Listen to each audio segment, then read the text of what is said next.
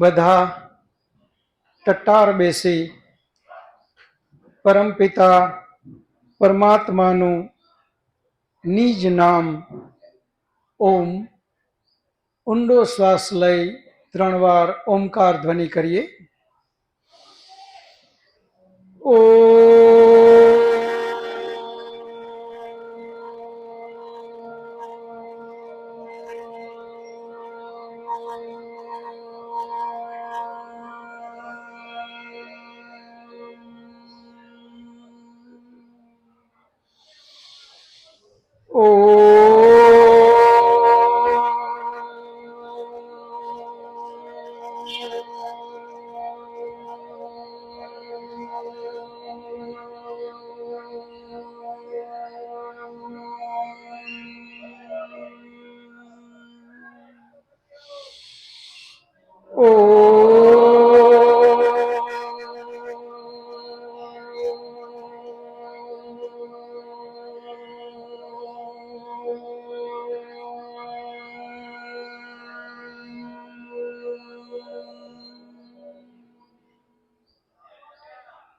ઓમ વિશ્વાનિ દેવ સવિતર્દુરિતાનિ પરાશુવ યત ભદ્રમ તન્ન આસુવ.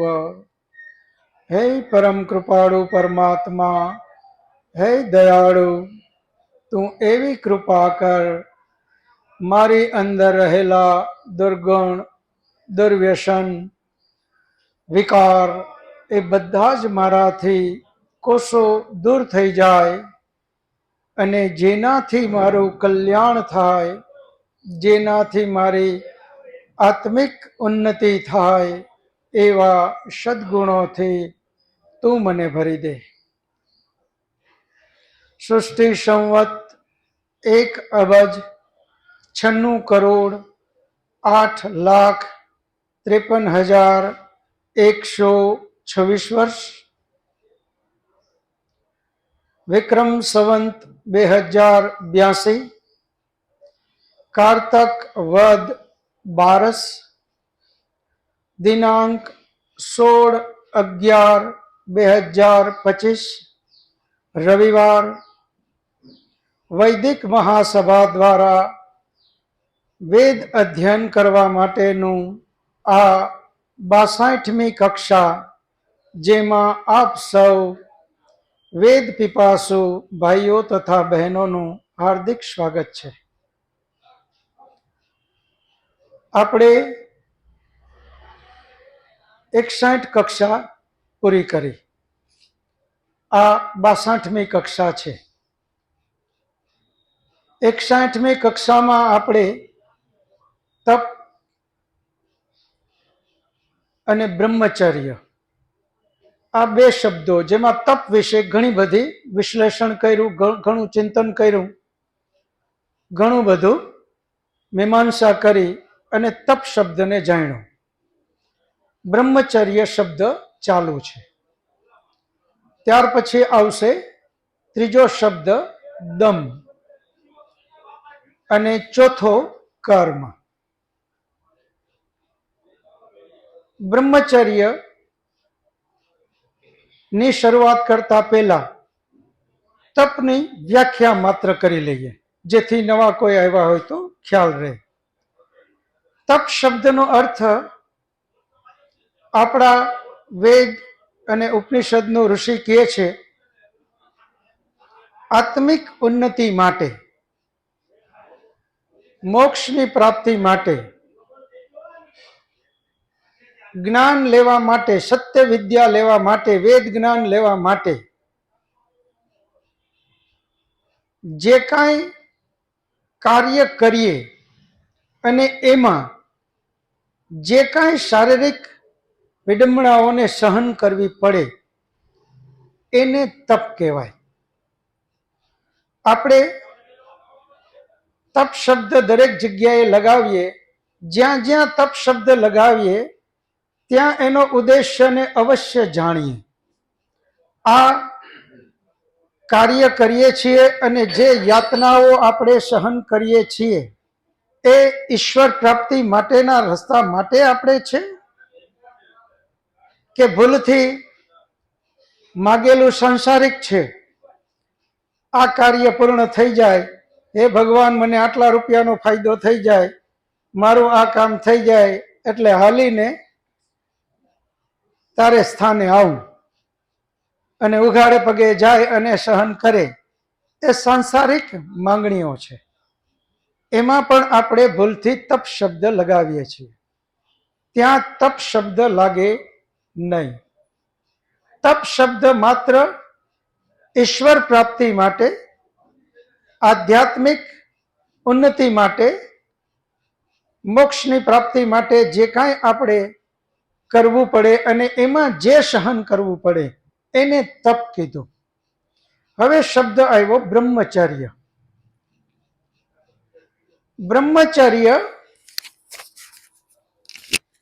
બ્રહ્મચર્યનો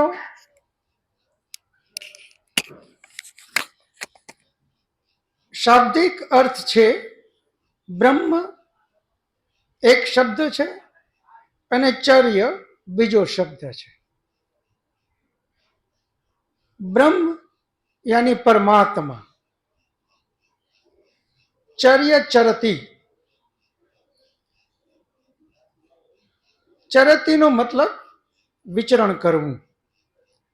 પરમાત્મામાં વિચરણ કરવું એનું નામ છે બ્રહ્મચર્ય. હવે પ્રશ્ન એ આવે કે આપણો વેદ અને ઉપનિષદનો ઋષિ એમ કહે છે કે પરમાત્મા તો પૂરા બ્રહ્માંડમાં વસેલો છે. હવે જે પરમાત્મા પૂરા બ્રહ્માંડમાં વસેલો હોય તો આપણે બધા જે વિચરણ કરીએ છીએ ક્યાં છે? પરમાત્મામાં જ વિચરણ છે. એમાં તો કઈ નવું જ નથી, એ તો પરમાત્મામાં જ વિચરણ છે. તો પાછું અલગથી પરમાત્મામાં વિચરણ કરવું, આવો શબ્દ શું કામ આપ્યો? આપણા વિદ્વાન એમને કોઈ શબ્દ આપતા નથી. જેમ ઉપવાસ શબ્દ પરમાત્મા દરેક જગ્યાએ હોવા છતાં આપણા ઋષિએ કીધું એક દિવસ એવો નક્કી કરો કે પરમાત્માની નજીક જઈને વસાય. ત્યાં પણ આ જ પ્રશ્ન હતો આપણો કે પરમાત્મા અણુ અણુમાં હોય, આપણી અંદર હોય, તો એની બાજુમાં જઈને કેમ વસવું? તો આપણે બધાએ એનું ચિંતન કર્યું હતું કે પરમાત્મા તો આપણી અંદર છે, બધે જ છે, પરંતુ આપણે કર્મ કરતી વખતે એવું ક્યાં આપણે માનીએ છીએ કે એવું ક્યાં આપણે અનુભવ કરીએ છીએ કે મારી સાથે પરમાત્મા છે? ઠીક લાગે એવા પાપ કરી નાખીએ, ઠીક લાગે એવું ખાઈએ, ઠીક લાગે એવું બોલીએ, ઠીક લાગે એવું પી લઈએ અને કહીએ શું? આજે મારે ઉપવાસ છે. તો આ ઉપવાસ નથી. હા, એનો અર્થ એ પણ નથી કે મનને સંયમ કરવા માટે આપણે જે ઈચ્છા છે, ગમે છે, એને ભોજનને આપણે ત્યાગ કરીએ, એ જરૂરી છે, પરંતુ માત્ર એને ઉપવાસ ન ગણી લઈએ. ઉપવાસનો અર્થ તો એ છે કે આજનો દિવસ મારો પરમાત્મા મારી સાથે છે, ખોટું બોલીશ નહીં, ખોટું કરીશ નહીં, ગુસ્સો કરીશ નહીં, ઈર્ષા કરીશ નહીં, કોઈના પ્રત્યે ભેદભાવ કરીશ નહીં, લાંચ લઈશ નહીં, રિશ્વત લઈશ નહીં, ભેળસેળ કરીશ નહીં, કાંઈ ખોટું આજે નહીં કરું, કારણ કે આજે મારો પરમાત્મા મારી સાથે છે. એનું નામ ઉપવાસ.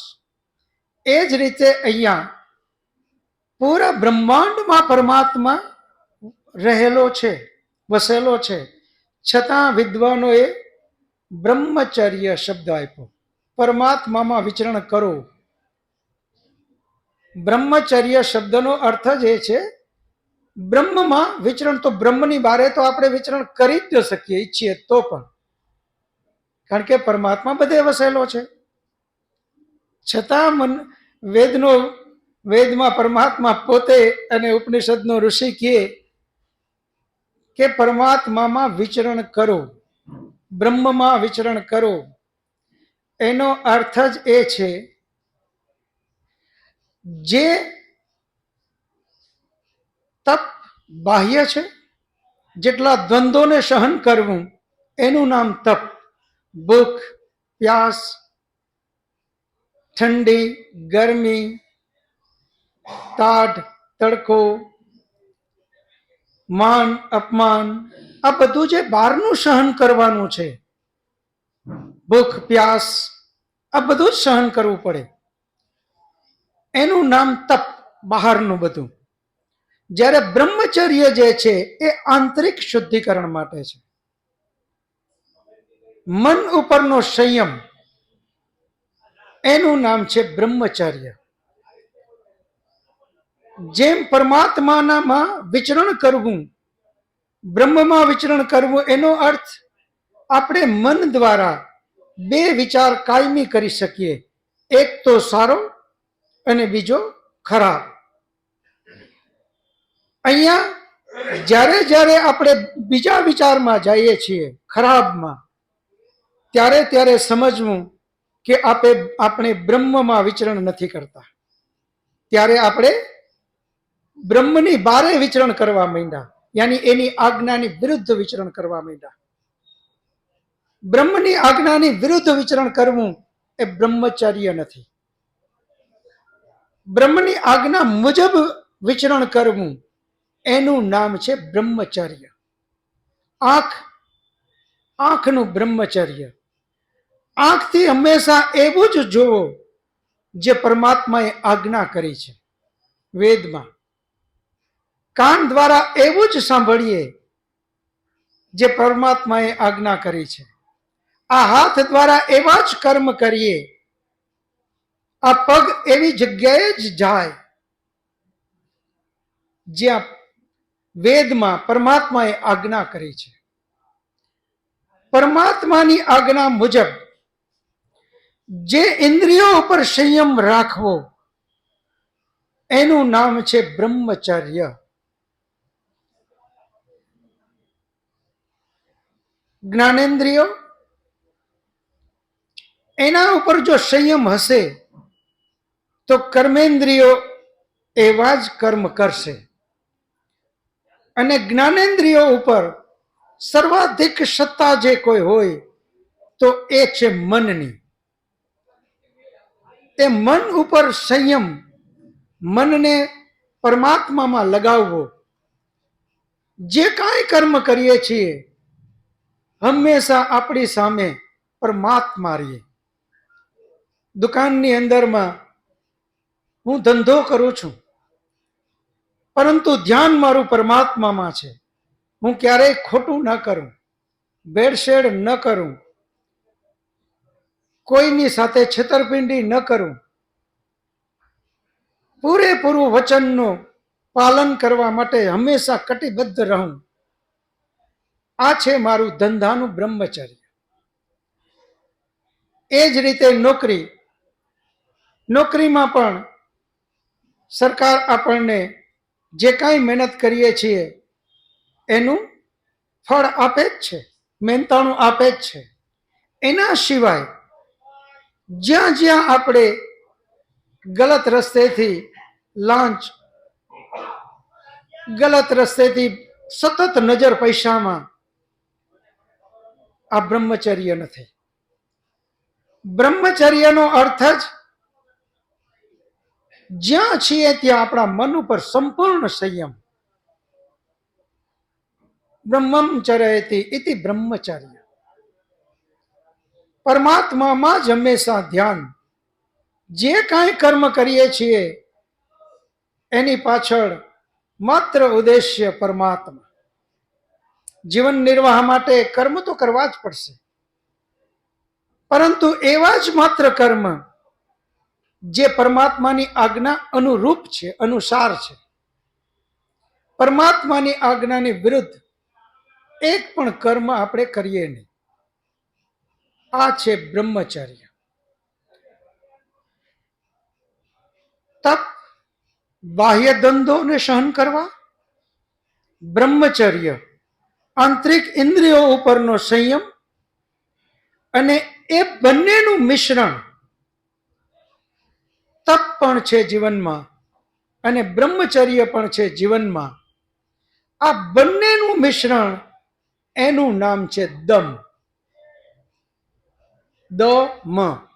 દમ. તપ અને બ્રહ્મચર્ય બંનેનું પાલન કરે, યાની કે બાહ્ય શારીરિક દુઃખ એ પણ સહન કરે છે અને આંતરિક મન ઉપરનો કંટ્રોલ, આંતરિક ઇન્દ્રિયો ઉપરનો પણ કંટ્રોલ, સંયમ યાની બ્રહ્મચર્ય પણ છે.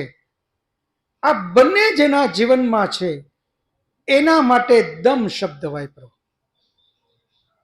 કે એ દમ. શમ, દમ, આપણે 5/6 શક્તિની વાત કરી છે. 6 સંપત્તિ, 6 સંપત્તિ, એમાં પેલો શબ્દ શમ, પછી આવે છે દમ. એ આ જ શબ્દ છે દમ. જે 6 સંપત્તિ આપણી બતાવી, પરમાત્માની પ્રાર્થના કરી અને પરમાત્મા સુધી પહોંચવા માટે કઈ કઈ વસ્તુ અનિવાર્ય છે, તો એમાં પણ આ દમ શબ્દ આપ્યો. કારણ કે જીવનમાં તપસ્યા અને બ્રહ્મચર્ય નથી તો પરમાત્મા કોઈ દિવસ મળે નહીં, ઈશ્વર પ્રાપ્તિ થાય નહીં, મોક્ષ થાય નહીં, મુક્તિ મળે નહીં. એટલા માટે દમ જીવનમાં ખૂબ જરૂરી છે. તપ, બ્રહ્મચર્ય, ત્રીજો દમ. આ ત્રણેયનું મિશ્રણ. લોકો એમ કે આ તો કરે કોણ? જે સંન્યાસી થઈ ગયા હોય. હવે આપણે તો સંસારી છીએ, આપણે આવું ના કરી શકીએ. આપણે રોજ ધંધામાં જવું, 50 વાર ખોટું બોલવું પડે, ભેળસેળી કરવી પડે.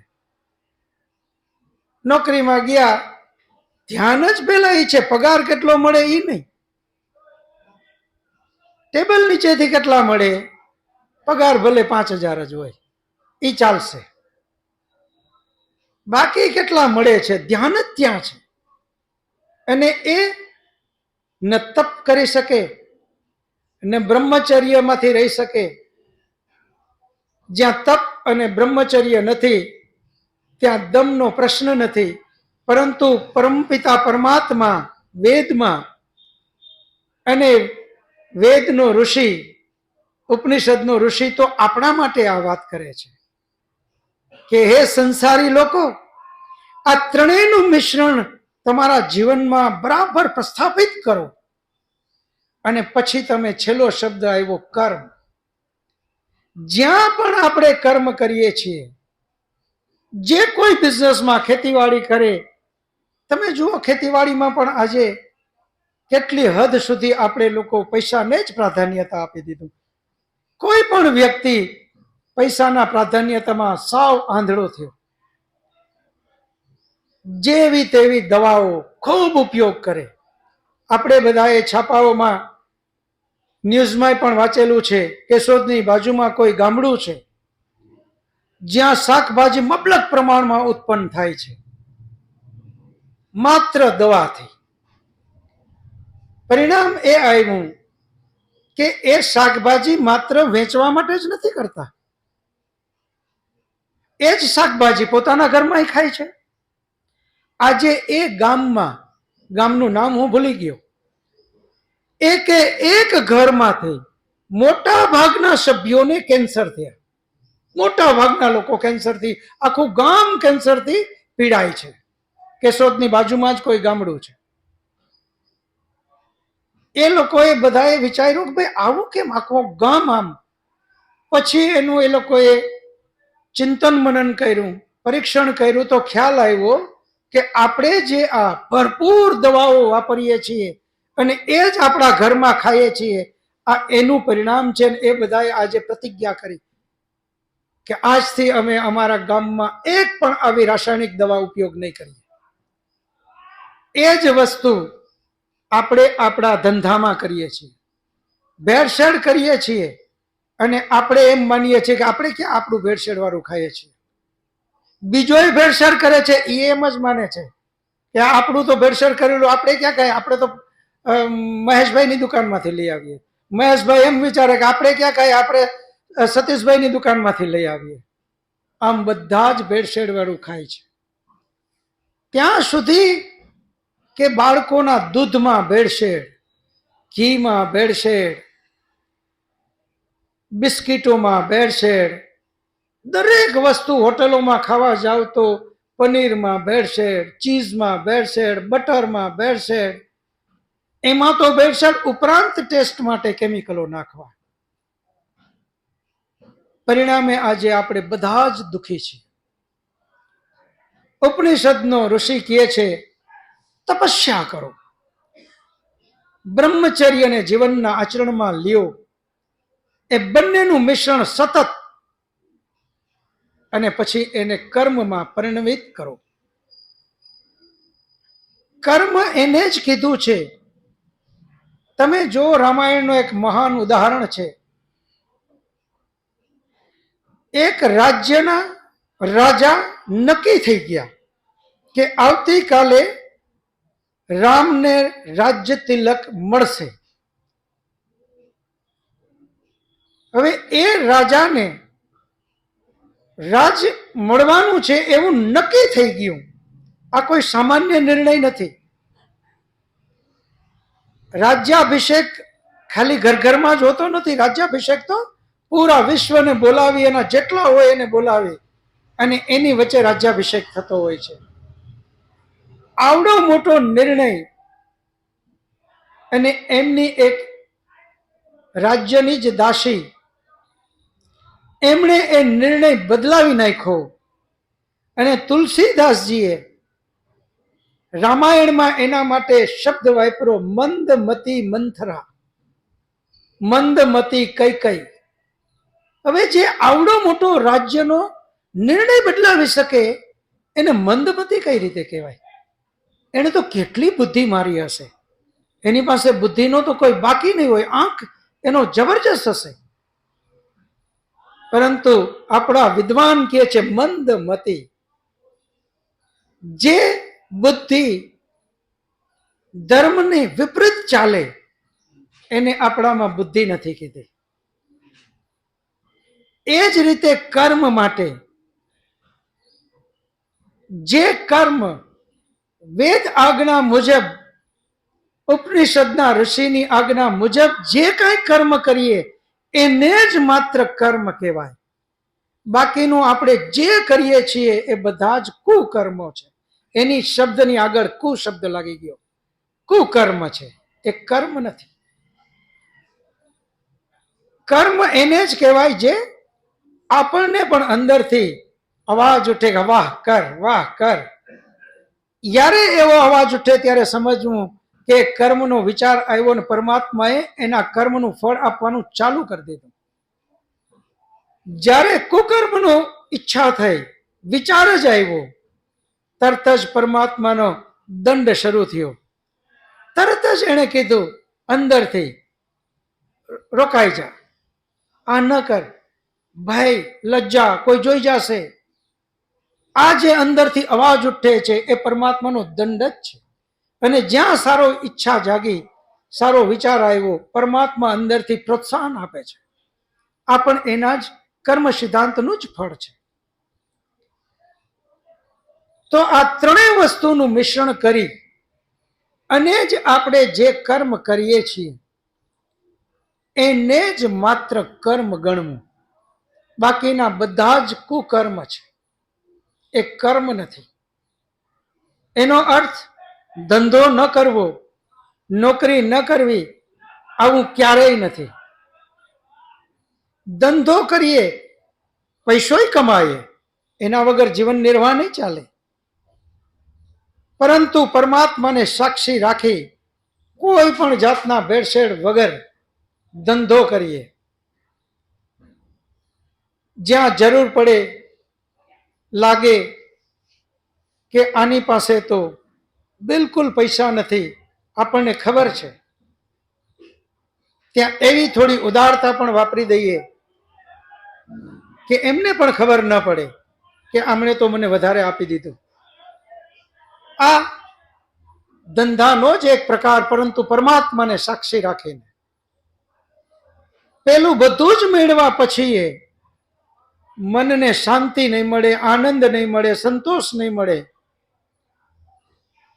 અને આમાં આપ્યા પછી મનને આનંદ મળશે, શાંતિ મળશે અને સંતોષ મળે.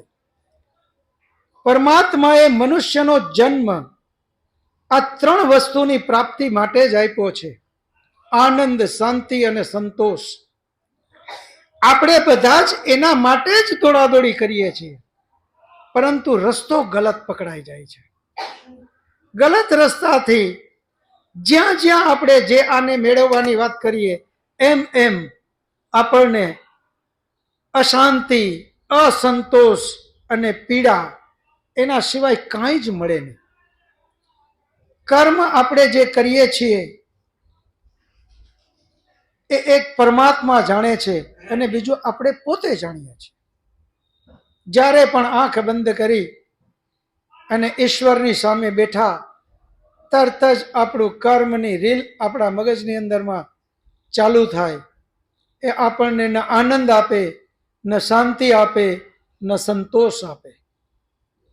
આનંદ, શાંતિ અને સંતોષ તો જેણે તપસ્યા કરી, જેણે બ્રહ્મચર્ય રાખ્યું જીવનમાં, દમ અને પછી કર્મ કર્યું, યાની એનો સાક્ષાત્કાર કર્યો, એના જીવનમાં જ આનંદ, શાંતિ અને સંતોષ મળે.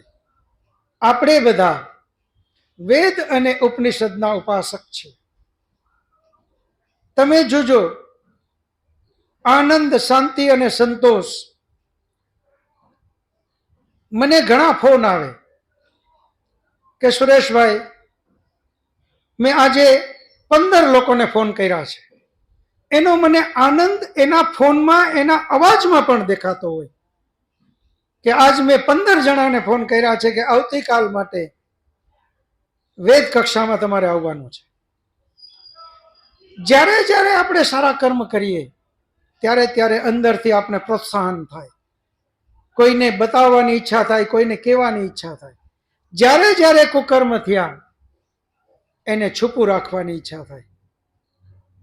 કોઈ કંઈક વાત કરે અને આપણે એમ સમજી લઈએ કે આને ક્યાંથી ખબર પડી ગઈ, આ મારી જ વાત કરે છે. ભાઈ, પરમાત્માનો દંડ છે. પરમાત્મા અંદરથી એને ડરાવે છે. તો તપ હંમેશા એક વસ્તુને યાદ રાખીએ, જે પરમાત્માની પ્રાપ્તિ માટે આપણે કર્મ કરીએ એના માટે જે સહન કરવું પડે એનું નામ તપ. માનસિક સંતુલન, માનસિક સંયમિતતા, જે અંદરથી ઇન્દ્રિયો ઉપર આંતરિક તપ, બાહ્ય આંતરિક જે આપણે સંયમિત જીવન જીવીએ એનું નામ છે બ્રહ્મચર્ય. આંતરિક ઇન્દ્રિયો પરનો સંયમ એટલે શું? યાદ રાખવા માટે દમન. આપણે કેમ કે આના ઉપર દમન કરી અને ઇન્દ્રિયોને પણ સંયમિત કરી નાખી, એટલે ત્રીજો શબ્દ દમ. બાહ્ય અને આંતરિક બંનેનો સંયમ, એનો ટોટલ સરવાળો એ દમ છે. અને એ દમ જેના કર્મમાં ક્રિયાન્વિત થાય, સાક્ષાત્કાર થાય, એનું નામ છે કર્મ. જે હંમેશા સુકર્મ જ હોય, કુકર્મ હોય જ ન શકે. કુકર્મ જે છે એ પરમાત્માની આજ્ઞા વિરુદ્ધના જેટલા કર્મો, એનાથી આપણે બચીએ. એ રીતે જે કર્મને આપણે લેશું તો પરમાત્મા તરફ આપણી જવાની જે યાત્રા છે એને આપણે ખૂબ આગળ વધારી શકશું. મુકેશભાઈ અને દિવેશભાઈ બંને રેડી થઈ જાય. આપણે આ 4 શબ્દોનું ચિંતન મનન છેલ્લી 4 કક્ષામાં કર્યું. આજે આ 4થી કક્ષા છે. તપ, બ્રહ્મચર્ય, દમ અને કર્મ. આના સિવાય પણ કોઈ પણને કાંઈ પ્રશ્ન હોય તો એ પ્રશ્ન કરજો. પ્રશ્નની અંદર શરૂ કરતા પહેલા તમારું નામ બોલજો, કોની પ્રેરણાથી આવ્યા એ બોલજો અને પછી પ્રશ્ન કરજો. ઓમ નમસ્તે ભાઈ. આપે તપ, પછી બ્રહ્મચર્ય, દમ અને આજે કર્મની વાત કરી. અને આજે સવારે હું અહીંયા આવું ને તો મારો એક નિયમ છે કે હું આગલો વિડીયો જે પાછલો હોય ને એ સાંભળી પછી આવું, એટલે અહીંનું જે કન્ટિન્યુ આપણને ઝડપથી સમજાઈ જાય. તો આજે સવારે જ હું સાંભળતી હતી. તો આપ અવારનવાર કહો છો કે ચિંતન કરો, તો હું ચિંતન કરતી હતી. મેં કીધું ભાઈએ વાત કરી કે તપ ઉપર ચાલો, એટલે તપ કરો, બ્રહ્મચર્યનું પાલન કરો.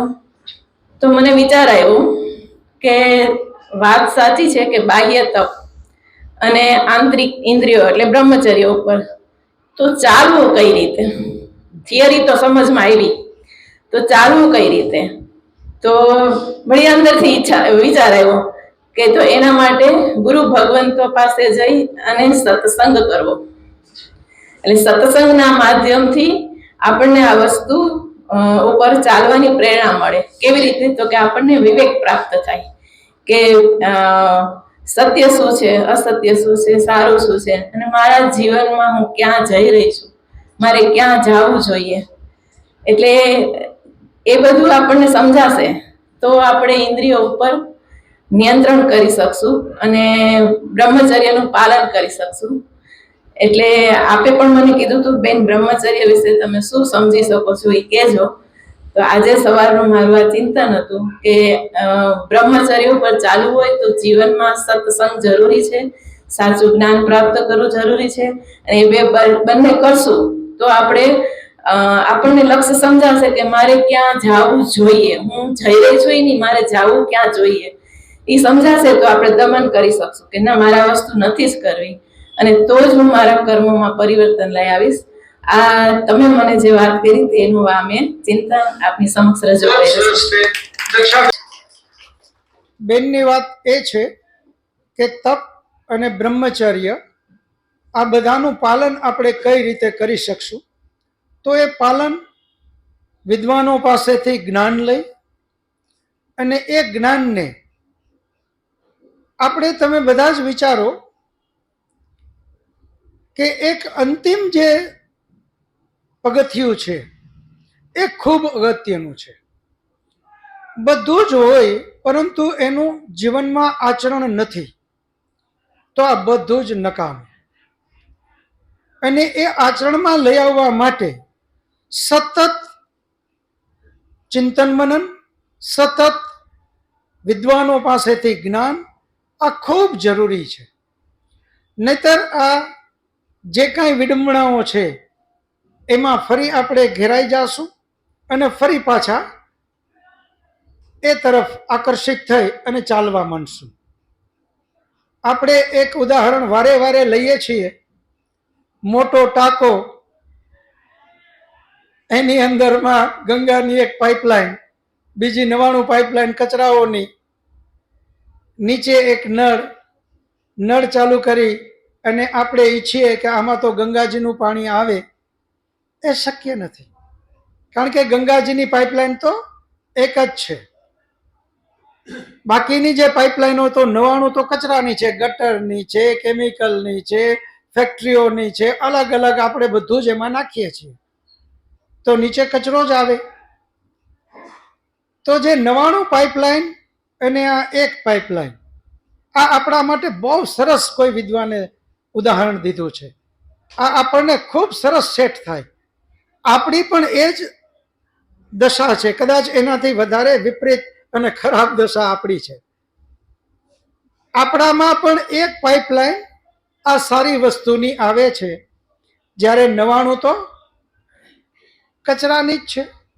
વ્યવહારમાં જુઓ, સાંસારિક જુઓ, વ્યાવસાયિક જુઓ, નોકરી કરીએ ત્યાં જુઓ, રાજકીય જુઓ, ટીવી ચાલુ કરો, મોબાઈલ ચાલુ કરો, ક્યાંક પણ બીજા જે કંઈ કરે છે એ જુઓ.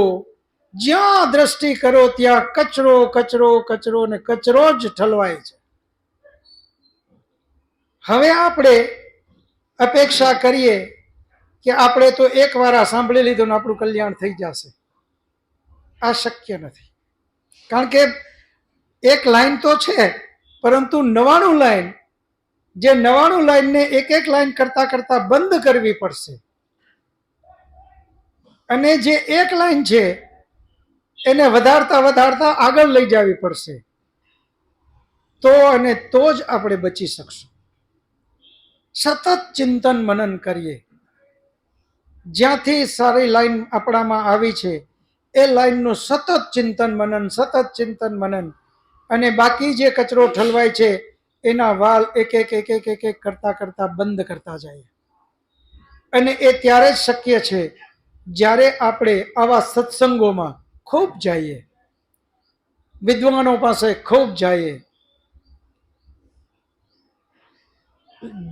ગયા પછી જે કાંઈ મળ્યું છે એનું ઘરે જઈ અને ઘરનાઓ સાથે એનું ચિંતન મનન કરીને આપણે કરીએ, એમને આપીએ. આપણે આ બધું જ આપવાથી પણ આપણું જ પાકું થશે. ઘરનું વાતાવરણ સુગંધિત બનશે. માન મર્યાદાઓ, તપની ભાવના, જાતું કરવાની ભાવના, દેવાની ભાવના, આ બધું જ વધશે. ખૂબ આનંદમાં રહેશું. એટલે આપણે બધાએ તપ એના ઉપર ચિંતન કરીએ, ગલત દિશામાં ન જઈએ. બ્રહ્મચર્ય એના ઉપર પણ ખૂબ ચિંતન કરીએ, ગલત દિશામાં ના જઈએ, અને એને આચરણમાં લઈ બંનેને, અને એને કર્મમાં ક્રિયાન્વિત કરીએ. એ સતત પ્રયત્ન, સતત પ્રયાસ ચાલુ રાખીએ. જ્યાં જ્યાં મોકો મળે ત્યાં ચાલુ થઈ જાય. ભલે એમને લાગે કે આ તો એક જ વાત કર્યા કરે, પરંતુ તમે પાંદના થડે જાઓ અને જે કોઈ વાતો કરે છે ત્યાં તમે 1 મહિનો નહીં, 6 મહિના સુધી વાતો સાંભળજો, એકની એક જ વાત હશે. એટલે એનામાં એ ઘર કરી ગઈ. જે ગંદકી છે એ ઘર કરવાનું કારણ જ આ છે. તમે પછી ચિંતન કરજો કે 6 મહિના પહેલા અહીંયા આવ્યા હતા ત્યારે શું વાતો સાંભળતા હતા, 6 મહિના પછી આજે પણ ત્યાં શું વાતો છે. સતત ગંદકીની જ વાતો, એટલે એમના જીવનમાં એક ગંદકી ભરાઈ ગઈ છે. અને આપણે પૂર્વે આ ચર્ચા પણ કરી છે કે આ ખરાબ વિચાર આવે છે શું કામ? તો એનું મુખ્ય કારણ કોઈ હોય તો આપણે એના પગથિયા બતાવ્યા હતા. કર્મ, એની પહેલા પ્રયત્ન, એની પહેલા ઈચ્છા, એની પહેલા સંસ્કાર, અને વળી પાછું કર્મ. કર્મ એના સંસ્કાર પડે, સંસ્કાર એમાંથી ઈચ્છા જાગે, ઈચ્છા પ્રયત્નને કરાવે, અને પ્રયત્ન કર્મ કરાવે. જે કાંઈ આપણે કરીએ છીએ એના જ આપણી અંદર સંસ્કારો પડેલા છે. પૂર્વે આપણે આ બધા ખૂબ ભૂલ કરી છે. જ્યારે ગલત વિચાર આવે, હતાશ ન થાય, તરત જ વિચાર કરીએ કે આ તો ઈશ્વરે ગોઠવેલી વ્યવસ્થા છે. એ ઈચ્છા જાગવાની છે, પરંતુ જાગૃત રહેવાનું છે. આપણે જાગૃત નાગરિક જે કહી શકાય એમ આપણે જાગૃત તપસ્વી છીએ, ચિંતક છીએ. જેવો ખરાબ વિચાર આવ્યો કે તરત જ આપણે વિચારીએ કે આ ઈશ્વરની ગોઠવેલી વ્યવસ્થામાંથી છે, અંદર પડેલા સંસ્કાર, આને મારે ડામી દેવાનો છે. એ પ્રમાણે વહી જવાનું નથી. જો થોડા કે અગર આપણે સજાગ ન રહ્યા તો એ સંસ્કાર આપણને ફરી પાછા ત્યાં લઈ જશે. જો ભૂલથી એ કર્મ થઈ ગયું એટલે વળી એના સંસ્કાર પડશે. એ સંસ્કાર ફરી પાછું એ જ કર્મ કરાવવા માટે આપણને વિવશ કરે. જેટલા ખરાબ કર્મોના સંસ્કાર એ વિચાર આવે તરત જ એને ડામીએ. આ છે બ્રહ્મચર્ય, આંતરિક શુદ્ધિકરણ. એ બ્રહ્મચર્ય. બ્રહ્મચર્ય સામાન્ય શબ્દ નથી, ખૂબ મહાન શબ્દ છે. એટલા માટે જ આપણા તપસ્વી ઋષિમુનિઓએ કીધું કે હે મનુષ્ય, બ્રહ્મચર્યનું પાલન કર. અને દરેક રીતે બ્રહ્મચર્ય. આંતરિક પૂર્ણ શુદ્ધિ. જેવા ખરાબ વિચારો આવે છે એને ડામો, જેવા ખરાબ વિચાર આવે એને ડામો, અને એમ કરતા કરતા કરતા એના ઉપર વિજય થઈ જશું. અને જે સારા સંસ્કારો આપણી અંદરમાં પડેલા છે એ જાગૃત થશે. અને જેવા સારા સંસ્કારો જાગૃત થયા કે તરત જ આપણને સારી દિશામાં જવાની ઈચ્છા થશે અને આપણી દિશા પરમાત્મા તરફ જશે. એ રીતે આપણે ખૂબ આગળ વધી શકશું. કોઈ બીજો પ્રશ્ન હોય તો. નમસ્તે સુરેશભાઈ. નમસ્તે. મારે જાણવું એ છે કે તમે જે અત્યારે તપની વ્યાખ્યા કરી, બ્રહ્મચર્યની વ્યાખ્યા કરી, જે અન્ય જગ્યાએ બધા ધર્મગુરુઓ પાસે જઈએ છીએ તો તે બધી અલગ અલગ વ્યાખ્યાઓ કરે છે. તો મારે એટલું જાણવું છે કે આ વ્યાખ્યાઓ સ્પષ્ટ રૂપે કયા શાસ્ત્રોમાં જ મળે છે અને તમે કયા શાસ્ત્રોના આધારે આ વ્યવસ્થિત વ્યાખ્યા કહો જેથી કરીને અમે એ શાસ્ત્રો ભણી શકીએ. બહુ સરસ. નિલેશભાઈ માટે પ્રથમ તાળીઓ પાડો. નિલેશભાઈનો પ્રશ્ન એ છે કે ભાઈ આ જે આપણે વાત કરીએ છીએ આવી સ્પષ્ટ વ્યાખ્યાઓ કયા શાસ્ત્રોમાંથી મળે? તો નિલેશભાઈ એમના માટે બહુ ક્લિયર જવાબ છે કે આપણે જેને આદર્શ માનીએ છીએ એવા આપણા મહાન ઋષિમુનિઓ,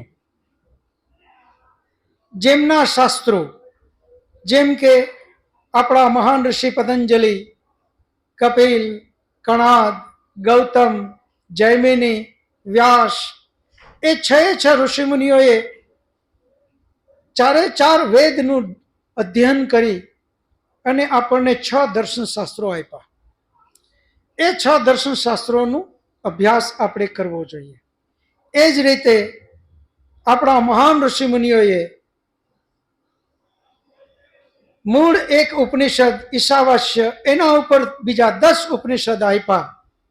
એ ઉપનિષદોનો આપણે અભ્યાસ કરવો જોઈએ. એવા મહાન ઋષિમુનિઓ દ્વારા કે જે ઋષિમુનિનું જ નામ લઈ અને આજનો કોઈ વ્યક્તિ વાત કરતો હોય અને લાગે, આપણે કઈ રીતે નક્કી કરી શકશું કે વ્યાસજીની ખરેખર શું વાત છે? અને વ્યાસજીના નામે આજે હું તમને કંઈ કહું તો તમે મને ઓળખી કઈ રીતે શકો? જો તમે વ્યાસજીની રચના વાંચેલી હોય તો વ્યાસજીએ મહાન દર્શન આપ્યું અને એ છે વેદાંત દર્શન. એ વાંચ્યું ન હોય ત્યાં સુધી આપણે વ્યાસજીને ઓળખી ના શકીએ. એમનું શાસ્ત્ર વાંચ્યા પછી જ ખબર પડે કે વ્યાસજીની ફિલોસોફી શું છે, એનું તત્વ જ્ઞાન શું છે, એમની કઈ કક્ષા હતી. તો આપણે નક્કી કરી શકીએ કે વ્યાસજી આવી વાત ક્યારેય કરે નહીં. જો નબળી વાત હોય તો તરત જ આપણે એને બાદ કરી નાખીએ કે નહીં, આ કોઈક ફાલતુ માણસે લખેલી છે, આ વ્યાસજી ના લખે. એટલા માટે આપણે લોકોએ આપણા મહાન મહર્ષિ સ્વામી દયાનંદ સરસ્વતીજી, એમણે એક સિલેબસ આપ્યો. પેલા ઉપનિષદ વાંચો. ઉપનિષદ વાંચવાથી આપણને એક મુખ્ય ઉપનિષદ યજુર્વેદનો 40મો અધ્યાય ઈશાવાસ્ય ઉપનિષદ, એ તો વેદનો જ ભાગ છે.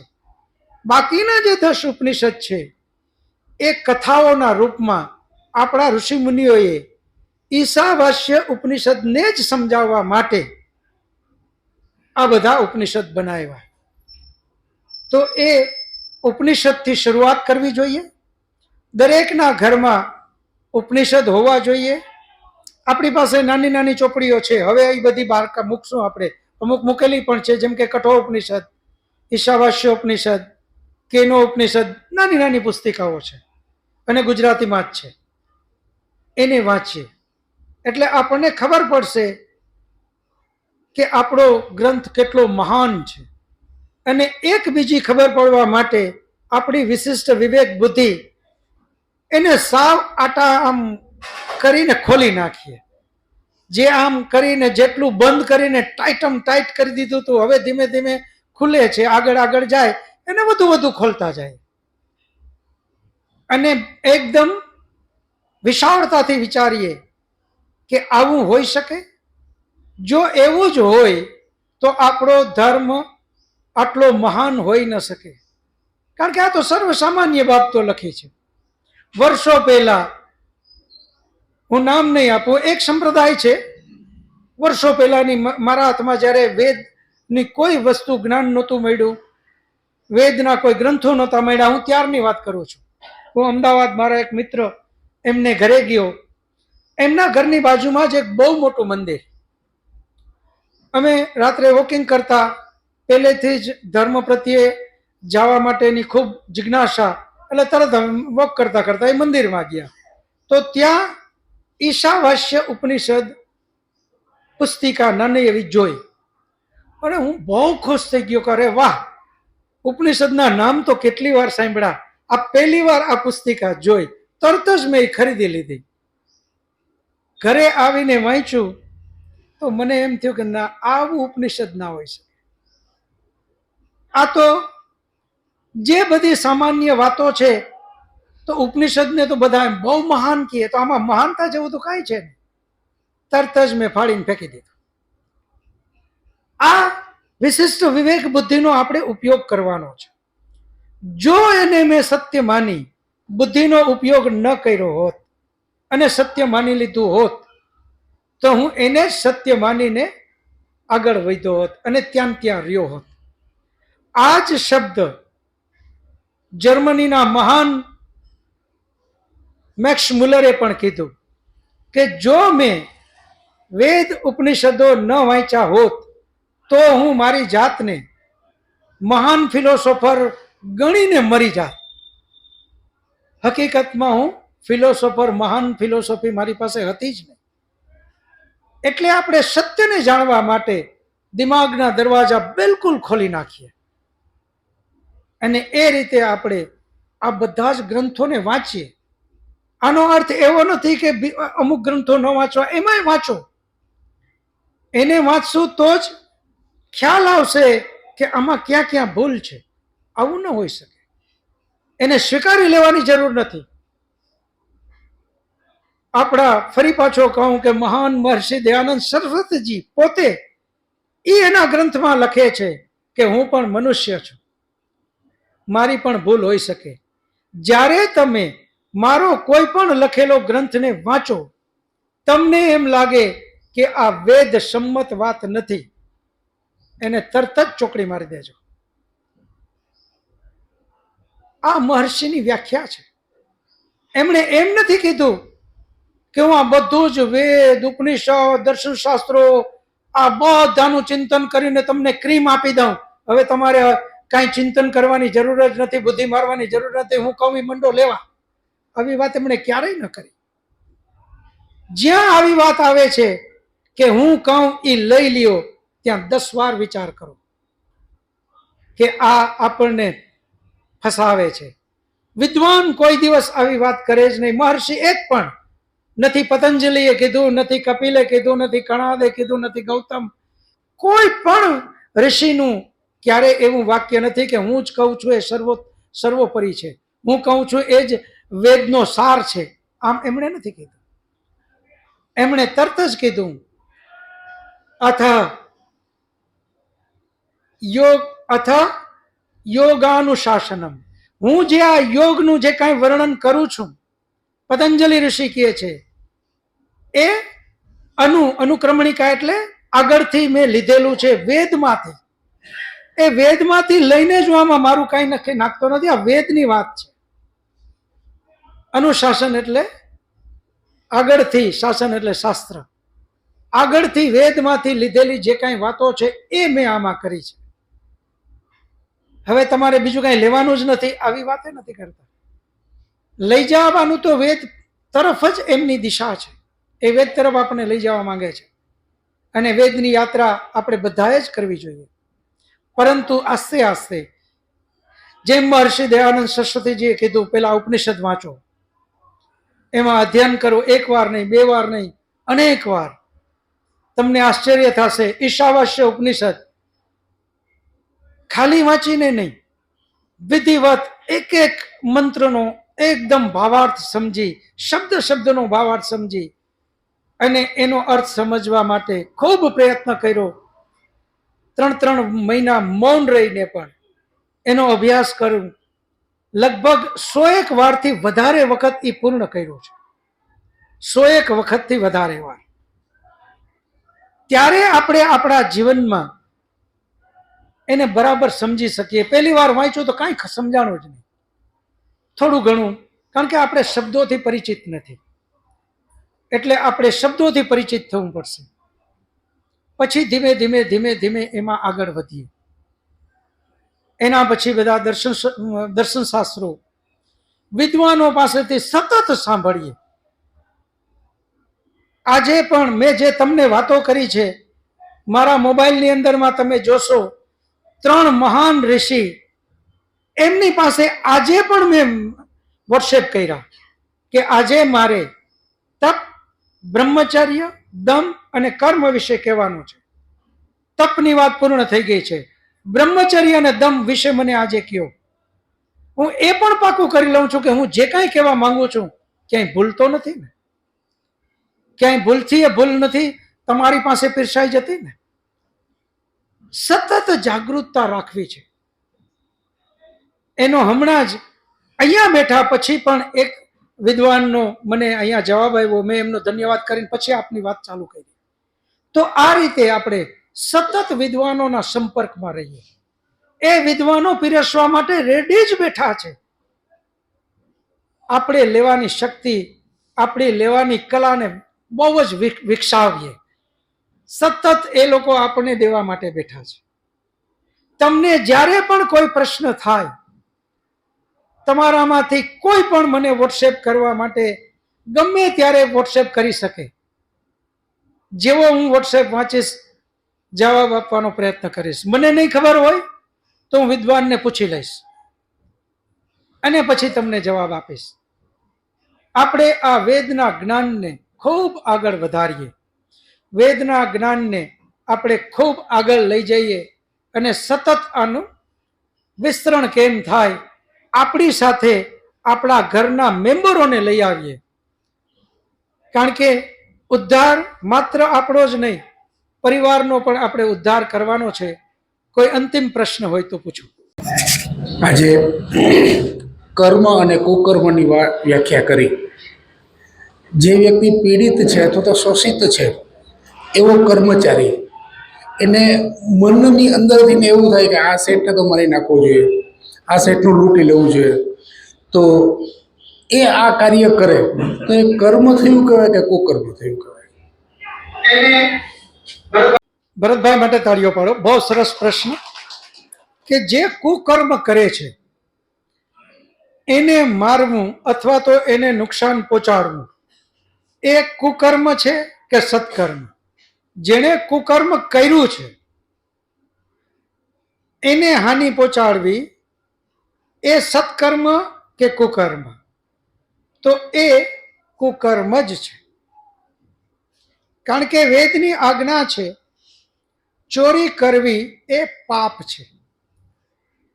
એમાં એવું ક્યાંય નથી લખ્યું કે આ ચોરી કરે તો એને માફ, આ ચોરી કરે તો એના માટે પાપ.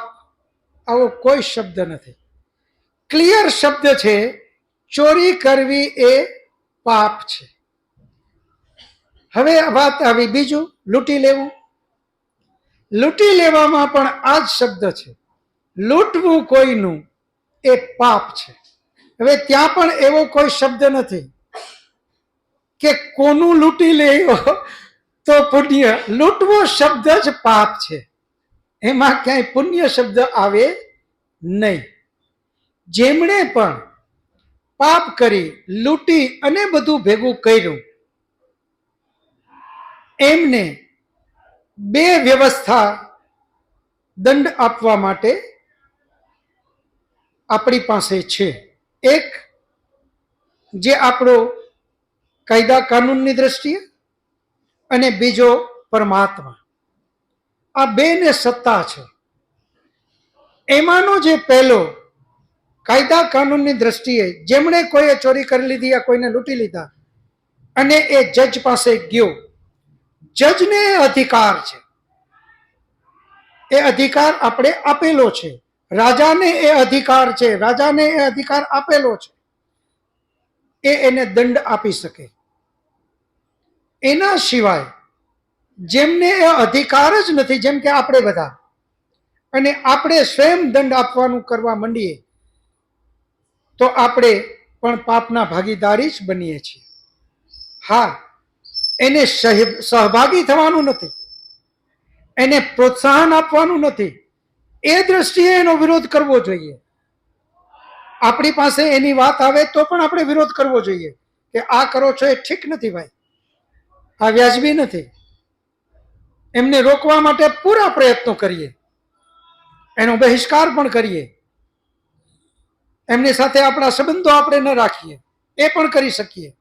પરંતુ જ્યાં દંડ આપવાની વાત છે કે એ ક્યાંકથી લૂંટી આવ્યા તો આપણે એનું લૂંટી લ્યો, એ કર્મ પણ પાપમાં જ આવશે. કારણ કે દંડ આપવા માટે પરમાત્મા ક્યારે પણ કોઈનો ઉપયોગ લેતો નથી. સામાન્ય ભાષામાં આપણે આ ભૂલ કરીએ છીએ કે એને કેટલાનું લૂંટ્યું ને એટલે આજે લૂંટાણું. એ જે લૂંટાણું છે, જે લૂંટી ગયો એને પણ ઈશ્વર દંડ આપશે, અને એ પેલા એ જે લૂંટીને ભેગું કર્યું હતું એને પણ ઈશ્વર દંડ આપશે. ઈશ્વર બંનેને દંડ આપશે. ફરક માત્ર એટલો છે જ્ઞાનનો. જેમની પાસે જ્ઞાન વધારે, ખૂબ જ્ઞાની અને કુકર્મ કરે છે એને દંડ વધારે મળશે. જેની પાસે જ્ઞાન ઓછું અને ખોટું કર્મ કરી નાખે તો એને પરમાત્મા એટલો દંડ ઓછો. દંડ તો મળશે જ, પણ એમની પાસે એમના દંડના માપદંડ છે કે કયા દંડનો શું માપદંડ ગણવો, એમના પાસે એ બધી જ વ્યવસ્થા છે. એટલે એ વ્યવસ્થા પ્રમાણે એ આગળ રહેશે. કદાચ કોઈ શેઠનો ત્રાસ ચાલે છે, શોષણ ચાલે છે, અને આપણે મનની અંતર ઈચ્છા એમ કહે છે કે આને તો આ સહન ન કરવું જોઈએ. અંતરાત્મા કે એ કુકર્મ, અંતરાત્માની વિરુદ્ધ કે એ કામ કરીએ એને સુકર્મ કહેવાય. અંતરાત્મા એમ કહે છે કે આને તો લઈ જ લેવું જોઈએ, એટલે આપણે નથી કરતો કુકર્મ. હવે હું એને સહન કરી લેવાની આપની વ્યાખ્યા છે. હું સહન કરું તો એ તપ કહેવાય? અહીંયા તમે બિલકુલ ગલત સમજ્યા છો. તમે શબ્દ જે છેલ્લે વાપરો એ કઠોર છે મારા માટે. તમે એમ કીધું કે એ સહન કરી લેવું એવી આપની વ્યાખ્યા છે. આવું બિલકુલ ન સમજતા, આ ગલત સમજી બેઠા છો. સહન કરવાની મેં અહીંયા બિલકુલ એકેય શબ્દ વાપરો નથી. એનો વિરોધ કરવાનું છૂટ છે, એનો બહિષ્કાર કરવાની એ છૂટ છે, એને સમજાવવાની એ છૂટ છે. બધું જ કરવા પછી છતાં પણ એમાં ફેરફાર નથી થતો તો એનો બહિષ્કાર કરો, એને મૂકી દો, એને છોડી દો, એની સાથે એના સંબંધો પૂરા કરો. અને સંબંધો પૂરા કરવાનો અર્થ પણ આપણે વ્યવહારિક ભાષામાં એની સાથે ન બોલવું, એનાથી આમ જોવે તો ઉલટું જોઈ જવું, આવું ન સમજતા. સંબંધો પૂરા કરવાનો અર્થ જ એ છે કે પછી એમની સાથે આપણે બિલકુલ તટસ્થ ભાવથી જુઓ, ન એમના પ્રત્યે દ્વેષ, ન એમના પ્રત્યે રાગ. એ દ્રષ્ટિએ તટસ્થ બની જાઓ અને એમને છોડી દો. એમનો વિરોધનો અર્થ એમને આપણે કહીએ કે આ ખોટું કરો છો. એમના વિરોધનો અર્થ એને આપણે સહયોગ ન દઈએ. આ કરે છે તો આ ભલે ભલે કરે. એ આપણે પૂછે કે આ બરાબર, હા કરાય, આ પાપ છે, એવું આપણે અહીંયા ક્યારેય ન સમજીએ. સહન કરવું એનો અર્થ એ આપણા ઉપર અત્યાચાર કરે અને આપણે પેલી બાજુ જોઈ જવું, આવું નથી. એ જે એના પ્રમાણમાં પાપ કરે છે એ દ્રષ્ટિએ આપણે તટસ્થ રહેવાનું છે. આપણાથી શક્ય એટલી તો મહેનત કરવાની છે. આપણા ઉપર પણ કોઈ અત્યાચાર કરવા આવે તો એ અત્યાચારનો બહિષ્કાર કરવાનો છે, એનો જવાબ દેવાનો છે. બધું જ કર્યા પછી હજુ આપણું હવે કાંઈ ઉપજતું નથી ત્યારે ઈશ્વર ઉપર છોડવાનું છે. બાકી આપણા તરફથી તો જેટલું એનો પ્રતિકાર થાય એ બધો જ પ્રતિકાર આપણે કરવાનો છે. આપણે પરમાત્માએ બળ દીધું છે, બુદ્ધિ દીધી છે, દરેક રીતે આપણે સ્વતંત્ર છીએ. એ દ્રષ્ટિએ સહન કરી લ્યો તો પરમાત્મા મદદ કરતા નથી. પરમાત્માએ મદદ કરવા માટે પણ આ ફૂદડી આપી, ટર્મ્સ એન્ડ કન્ડિશન એપ્લાય. પેલા આપણે આપણું સંપૂર્ણ શક્તિ લગાડી દેવાની છે અને પછી જો ન થયું તો પરમાત્માને કહેવાનું છે કે હવે તારે આ હિસાબ લેવાનો છે. આપણાથી તો જેટલું થાય એટલું કરવાનું છે, પછી પરમાત્મા એનો હિસાબ કરશે. સીધું પરમાત્માને એમ કહી દઈએ હાથ જોડીને, જે કોઈ દુઃખ આપે તોય વાહ વાહ, જે કાંઈ કરે તોય વાહ વાહ, પછી કહીએ પરમાત્માને કે હવે આમને બહુ હેરાન કરે, એમ પરમાત્મા મદદરૂપ નથી થતો. એટલે જ તમે જોવો ભૂતકાળ ફરી પાછું એકની એક જ વાત અનેક કક્ષાઓમાં કરી. આવડો મોટો દેશ, આટલી મોટી વિશ્વની વધારેમાં વધારે સંખ્યા એક વિધર્મી વિદેશથી આવે અને સોમનાથનું મંદિર લૂંટી જાય. આનું કારણ તો જુઓ, માત્ર પરમાત્મા ઉપર જ. અને એને આપણે તપ કહીએ કે મારો તો પૂર્ણ ભરોસો છે એના, એ બદલો લેશે. આ કેટલી અંધશ્રદ્ધામાં ફસાણા આપણે.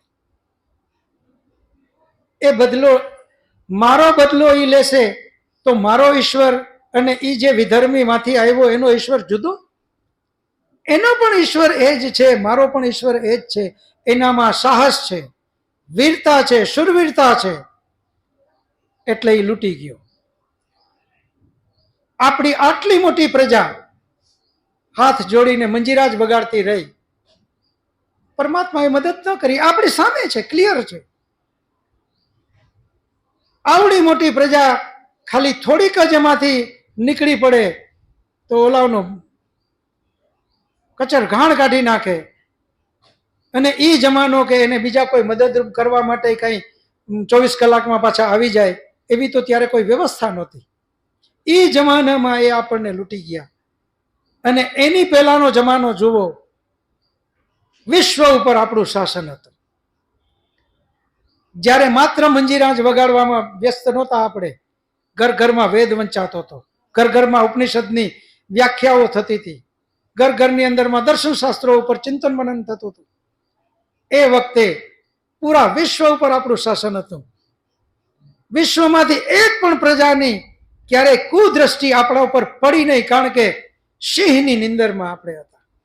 સિંહ નિંદર કરતો હોય ત્યારે પણ એના ઉપર કોઈ આડી આંખ કરવાનો પ્રયત્ન ન કરે. ખબર છે કે આ સિંહ છે, સૂતો છે, જાગ્યો એટલે પતી ગયો. એ આપણી પ્રજા હતી. અહીંયા બાહુબળ એટલું હતું, અહીંયા ધન વૈભવ એટલો હતો, અને અહીંયા આધ્યાત્મની પરમ શિખર ઉપર આપણે હતા. એ જ્યારે જમાનો હતો એ હતો વૈદિક કાળ. ખાલી 5000 વર્ષ પહેલા જ વયા જાઓ. સૃષ્ટિની શરૂઆતથી 5000 વર્ષ સુધી, 2 આવા જ વર્ષ સુધી વિશ્વ ઉપર આપણે શાસન કર્યું. જેવો વેદ ભૂલાણો, જેવો ઉપનિષદ ભૂલાણો, જેવા દર્શન શાસ્ત્રો ભૂલાણા કે તરત જ આપણે ગુલામ બન્યા. આપણા ઉપર વિશ્વની પ્રજાઓએ રાજ કર્યું, કારણ કે વ્યાખ્યાઓ આપણે ગલત કરી. આપણો મહાન રાજા પૃથ્વીરાજ ચૌહાણ બ્રાહ્મણ ગ્રંથનું એક સૂત્ર પકડી લીધું, ક્ષમા પરમો ધર્મ. કેવું ગલત પકડી લીધું.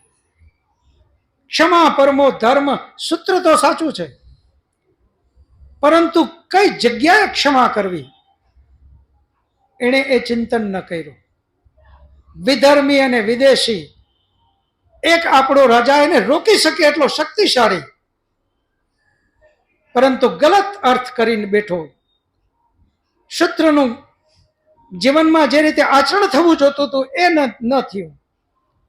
1 વાર, 2 વાર, 3 વાર, 4, 5, 6, 7, 8, 9, 10, 11, 12, 13, 14, 15, 16 બોલવામાં પણ આપણે એમ થાય કે ઓહો હો, આટલી લાંબી લાઈન. 17 વખત એ વિધર્મી અને વિદેશીને હરાવે અને ઓલો પગ પકડે, માફ કરી દે.